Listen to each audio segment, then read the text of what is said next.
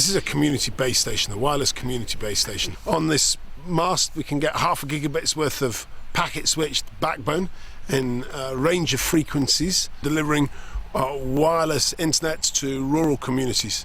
This is an autonomous, standalone, self-powered mast using a hybrid technique of wind and solar. So yes, I've been looking after Tiree Community Broadband for about 7 years now.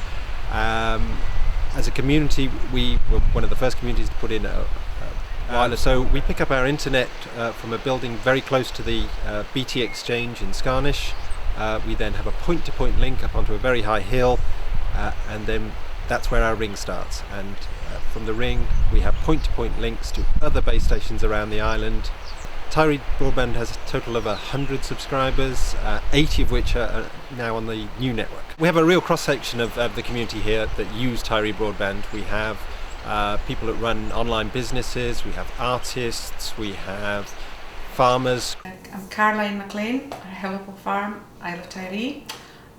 We have mixed livestock farm here, and I'm also a supplied primary teacher. The broadband we greatly rely on to do all our movements of livestock, all sheep records, movements going to shows and sales. My name's Rebecca Wright, and I'm a jewellery designer and a shop owner.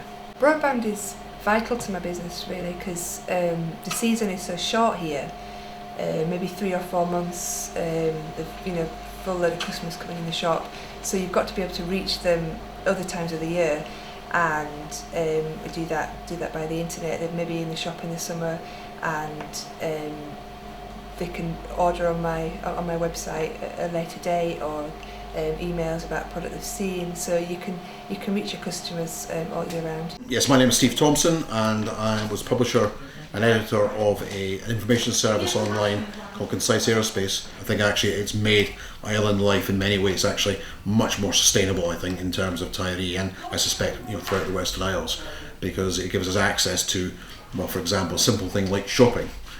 If you actually want to buy something which is not necessarily available locally, you can have it here in literally 24 hours. My name is William McLean. I run a water sports business based on Tiree, and I'm a full-time water sports instructor here on the island.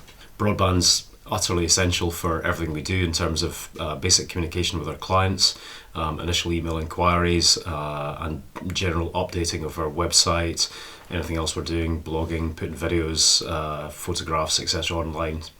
Just basically making people aware of what we do. Okay, so I think a lot of people have used it for tutoring, etc. The school certainly used it for using various things. They have a system called Glow, which allows them to do online teaching. I'm Isabel Thompson, and I've recently left Tiree High School, and I'm off to Edinburgh University to study immunology.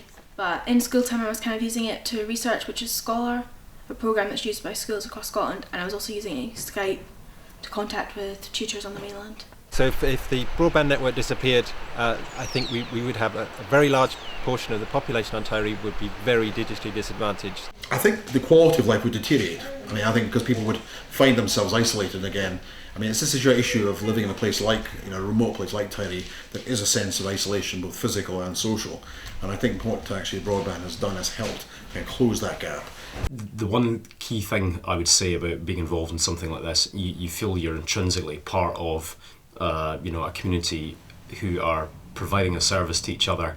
Everyone's contribution into this, Tiree Broadband just wouldn't stack up. You have to bring as many people on board as possible to make the whole thing viable. So it's important to back and become involved in these smaller cooperatives. It's really very much about communities doing it for themselves, and also not be unnerved by the technology. I think there's a slight tendency again to be fearful of it. Yeah, the real key to our success here has been we've managed to fuse a cooperative model of ownership alongside some real technical expertise from outside the island. The island still feels a strong ownership of the network and really wants it to succeed, and at the same time we've managed to leverage the best of the technology from elsewhere.